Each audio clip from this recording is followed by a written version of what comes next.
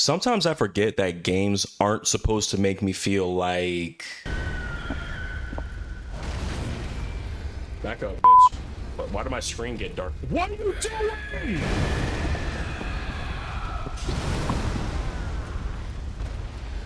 And they're supposed to make me feel more like... Who's next? Oh, he got a gun! Put the weapons down, fellas. Let's settle this like men. Oh, don't touch me. Oh my... No, don't tase me. Don't tase me. What the fuck was that? And that probably sums up why I decided to take a break from Souls and Souls-like games. I wanted to feel like I was playing a game again and not fighting for my life, even though I love Souls games. And today I'm going to tell you why not only do I love Souls games, but why I need a break from them every now and then. And I'm currently on that break and I love it.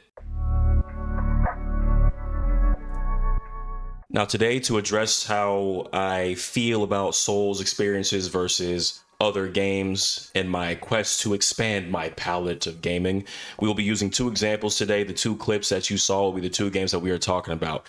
We will be talking about how I feel when I go into a Bloodborne stream, which I thankfully don't have to do anymore, versus how I feel going into a 007 First Light stream. And even though this isn't an attack on either one of these games or saying that this game is the greatest thing ever either, I think these two games are a great way to show the broader message here, which is remember that these games are supposed to be fun. Remember that you're supposed to be enjoying yourself. I'm all for a difficult experience. Clearly, I'm all for struggling and bashing my head against the wall until my face bleeds. But sometimes you got to be able to just kick back, have some laughs, and enjoy a nice, concise experience. I guess we'll start here. So I recently beat Bloodborne on stream, and yes, we did the DLC. We beat every boss. I didn't do the challenge dungeons. I just didn't have it in me anymore. I didn't want to play that. I didn't want to see that game anymore. I was let down by the game. Like, my experience versus how everyone talks about Bloodborne, I didn't feel it match up, but that's a different story for a different video. So my average feelings on how I felt when I was about to play Bloodborne, let's go through some of the thoughts that I had. One of the things I would think is, okay, Vernon, can we at least make it 2 hours into the stream before we lose our minds? I don't think it doesn't make a very good stream if I turn it on an hour in, I get mad, and then an hour and a half later, 2 hours later, I turned the stream off because I rage quit, which I did do against the Orphan of Kos. I wasn't proud of that moment, but it had to happen. One of my viewers said that it wasn't a rage quit, it was me choosing peace. And I love how that was framed. Another thought that I usually have going into Bloodborne, oh, this ain't gonna be a long stream today. You know, for me, an average Saturday stream is at least 6 hours, probably goes around eight or nine, depending. I mean, if it was Dark Souls 3, my streams were about minimum 7, high end about 11, because I really love Dark Souls 3. So yeah, a lot of the times going into Bloodborne, I would say, man, I don't think I have it in me to go 4 hours, let alone 6 or 7. And then while I was playing Bloodborne, some of the things I would think is, man, I can't wait until I can fight a boss I can parry. And then I would fight a boss that you can parry, but it's a gank fight. So if you parry and you miss, then you get jumped by 13 people and then it's all over.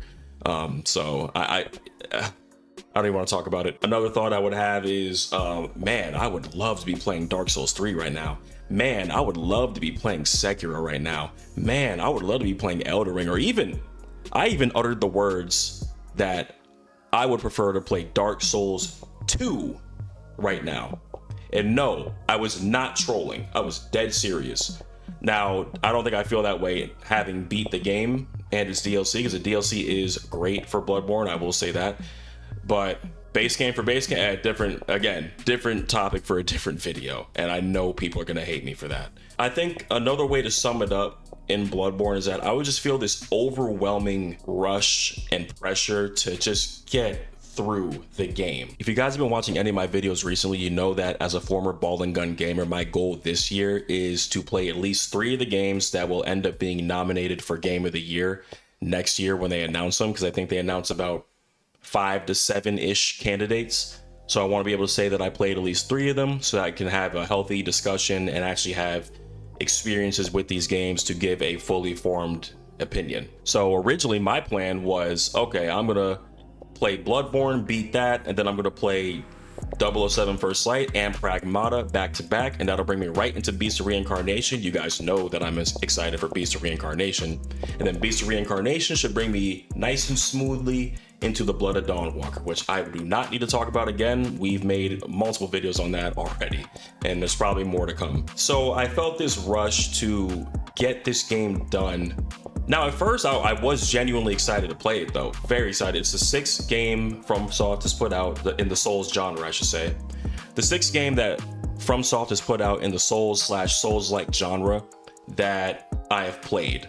There's one game I haven't technically beaten yet. We do not say its name, but yeah, Bloodborne was the sixth one that I've experienced. And you know, as time went on in Bloodborne, I just wasn't feeling that masterpiece label that so many people have put on it, but I'll leave that alone.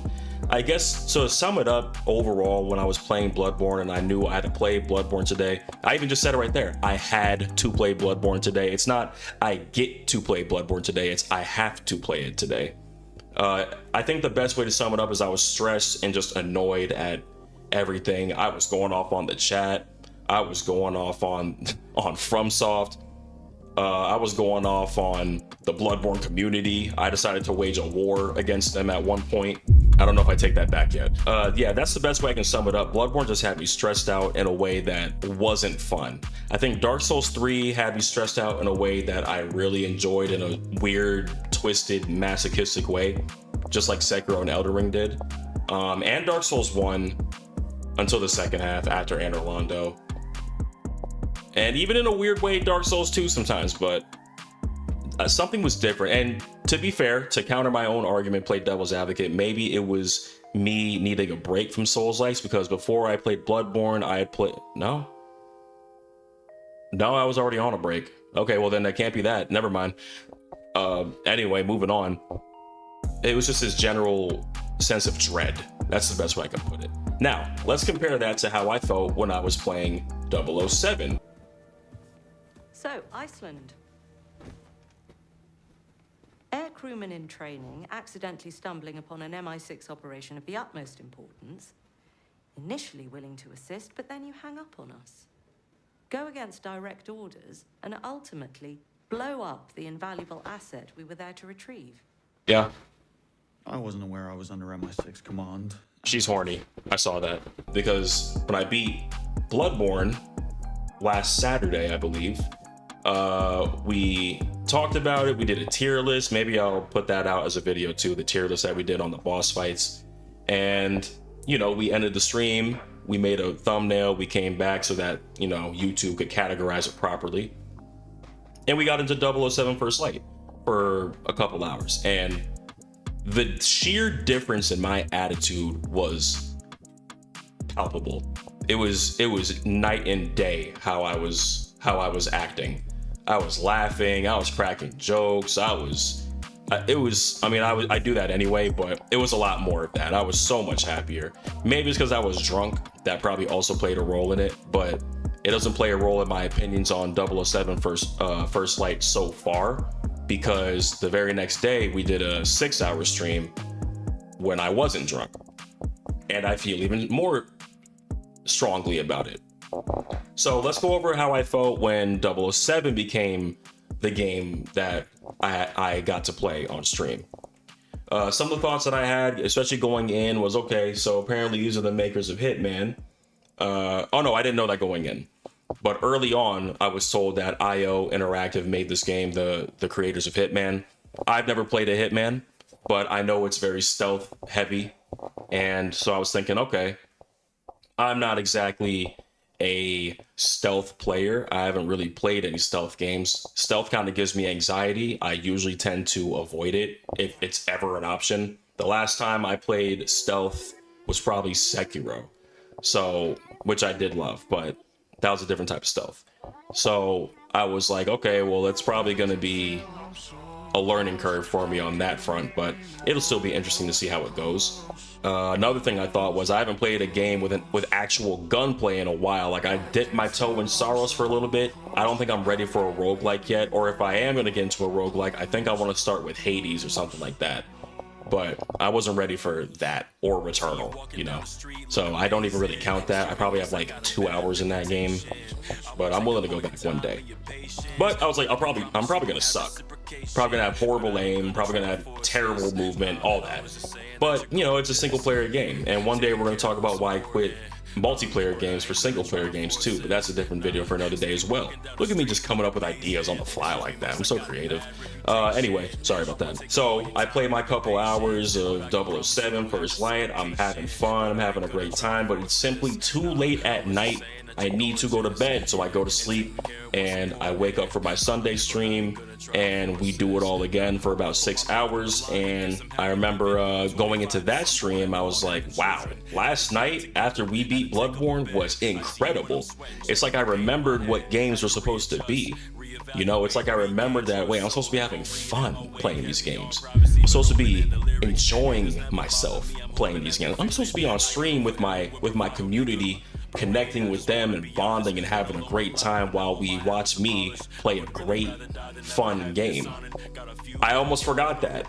I did forget that, you know, and I know people say that about Souls games in general, but, well, if you get too into it, it can be draining, but I do find fun in the Souls games, just a different type of fun. Again, a more twisted, masochistic, probably need to be psychiatrically analyzed type of fun. Another thing that you guys are going to know exactly what I'm talking about when I say this, especially my multiplayer gamers out there. One thing I noticed that I was not doing at all playing 007 First Light was the quote-unquote gamer lean. We are talking about the posture you take up when, let's say, you're playing your favorite multiplayer shooter. We'll go with Call of Duty for easy reference.